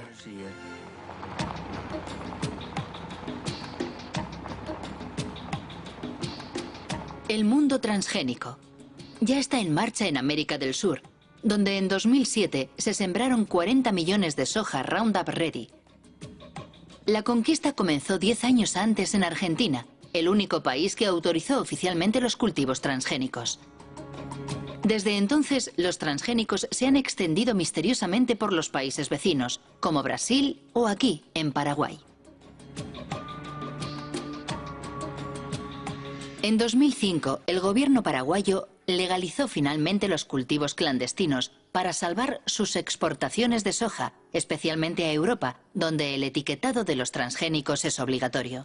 Una forma de reconocer que el Ministerio de Agricultura se enfrentaba a un hecho consumado. Cuando se aprobó la utilización del transgénico, había entrado originalmente el transgénico en forma irregular. ¿Y se sabe cómo entraron las semillas? ¿Cómo entraron? ¿Por la bolsa negra o...? No, nosotros le llamamos esas bolsas blancas.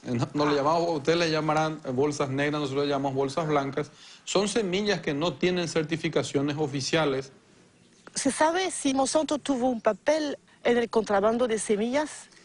Quizás las empresas pudieron haber promocionado sus variedades, sus líneas de semillas. Evidentemente, y como le digo, el gobierno tuvo que reaccionar ya proactivamente, pero una vez ocurridos los hechos.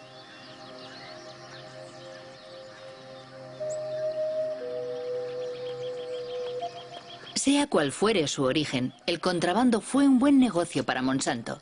Desde que los cultivos fueron legalizados, la compañía ha conseguido que los productores paguen derechos por cada tonelada de soja producida. Igual que en Brasil.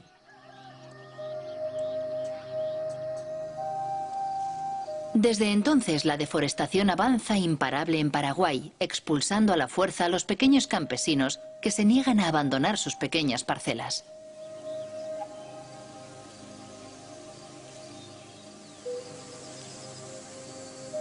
Jorge Galeano dirige una organización campesina que lucha contra el avance de lo que llama el desierto verde. Así como estamos teniendo acá una muestra de lo que es el sojal. En realidad es solamente un monocultivo que destruye todo lo que está a su paso, ¿verdad? Entonces, estos eran totalmente bosque y, digamos, parte de la agricultura familiar campesina, que conviven con las plantas, con los árboles, ¿verdad? La mandioca, el maíz.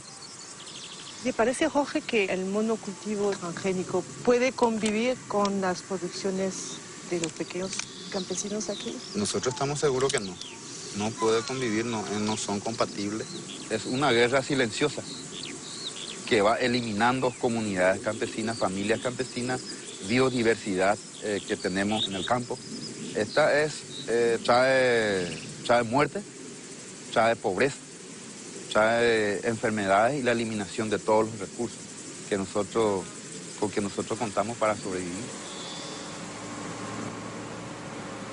Actualmente por todo el país se fumiga Roundup, con avionetas o con abonadoras llevadas por obreros agrícolas sin ninguna protección. Se fumiga justo hasta la puerta de las casas o cerca de los cultivos de supervivencia de los pequeños campesinos. Todos los años se destruyen cosechas y miles de personas son contaminadas. Como esta familia rodeada por los transgénicos de Monsanto. Los padres están preocupados por su hijo Pedro, que todos los días tiene que atravesar los campos de soja para ir a vender las tortillas de maíz que hace su madre.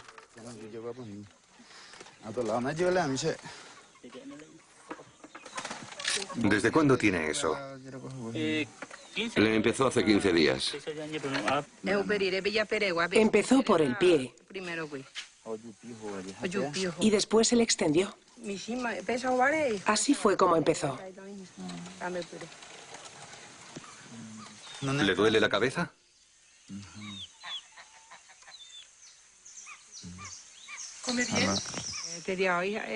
Muy poco. Hoy no ha querido comer lo que le preparé. Solo ha tomado un zumo. ¿Y su hermano? Él come mejor, pero es difícil. Así es, vivimos. Tomamos el agua, intoxicado. muriendo de nosotros 60 patos con ganso. Ahí viene y enseguida cae y muere. Porque allá se pasaba, se mata todo. Ahí en la altura. Y cuando llueve viene el agua y el pato vive por el agua. Y por eso. En Paraguay, el 2% de la población posee el 70% de las tierras cultivables y con los transgénicos la concentración no deja de aumentar. Las 3/4 partes de los productores de soja son extranjeros que invierten su dinero en el nuevo oro verde. Con la crisis de las vacas locas y la prohibición de las harinas animales, y más recientemente, con la pasión por los biocarburantes, el precio de la soja se disparó provocando una avalancha de los cultivos Roundup Ready. Según el último censo de Paraguay, 100.000 personas abandonan cada año el campo para instalarse en los suburbios de las grandes ciudades. La mayoría huye de la soja transgénica de Monsanto, destinada a alimentar los pollos, las vacas y los cerdos de Europa. Ñaña, imítala sobre el modelo de producción. Vamos a hablar del modelo de producción de soja transgénica promovido por Monsanto. Monsanto es una empresa multinacional presente en el mundo entero, cuyo objetivo es controlar toda la producción de alimentos en el mundo. ¿Y cómo? A través de la implementación de una agricultura sin agricultor. El resultado es que nos priva de nuestra soberanía alimentaria, es decir, de la posibilidad de alimentarnos por nosotros mismos, sin depender de nadie para hacerlo. Por eso decimos que tenemos que luchar por nuestra soberanía, tenemos que luchar por nuestras tierras, tenemos que defender nuestra comunidad, tenemos que defender nuestra familia, tenemos que defender nuestro país. Mi familia vive en la ciudad y yo no quiero ir allí. Por eso, yo vivo aquí, porque en la ciudad hay que comprarlo todo, hasta la comida, mientras que aquí lo que sembramos es nuestro. Podemos comer lo que queremos, cuando queremos, mientras que en la ciudad no podemos comer lo que queremos. Quiero añadir que el combate de estas familias por su supervivencia nos concierne a todos. En 2007, Monsanto tenía 18.000 empleados en 50 países. Mientras, sus acciones en bolsa no han dejado de subir y sus beneficios alcanzaron $1.000 millones. Entre sus accionistas se encuentran fondos de pensiones, bancos, pero también cientos de miles de pequeños accionistas.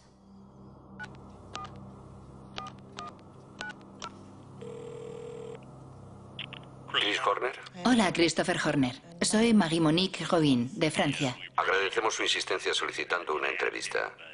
Pero hemos tenido algunas conversaciones internas y no hemos cambiado de opinión.